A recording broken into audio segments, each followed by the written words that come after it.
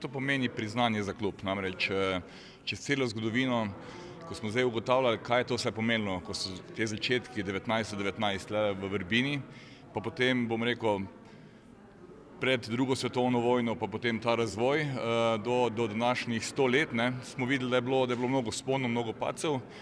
Tako da to je na nek način tak dober občutek, da delaš z mladimi, da delaš družbeno aktivno, da dejansko tekmuješ z drugimi okolji, da poskušaš dokazati, da si enak ali boljši od ostalih okolij, in to je tak nek izziv, pa hkrati 280 otrok, tak poseben dober občutek, da dejansko so otroci aktivni, ko jih vidimo danes na nogometnem igrišču ali ob njem, je res tak prijeten občutek delovati in biti aktiven v nogometnem klubu.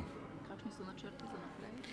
Tako je, zdaj imamo nogometni park v Brežicah, v letošnjem letu imamo tudi investicijo v reflektorje, to pomeni, bo nogometni štadion, glavno igrišče bo imelo reflektorje in možnosti treningov v večernih urah, tako za člansko ekipo, kot tudi za vse ostale selekcije.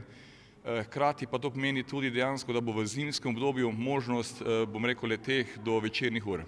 V letu 2020-2021 imamo načrt igrišča z umetno travo, to pomeni, da bomo pa potem hkrati več ne bomo potrebovali dvorane, ampak bomo lahko 12 mesecev aktivno v nogometnem parku, in to dejansko nogometni park Brežice plus Terme Čatež, ki ima 3 nogometna igrišča. Ni to samo, odlična zadeva za naše mlade in našo člansko ekipo, ampak tudi za športni turizem.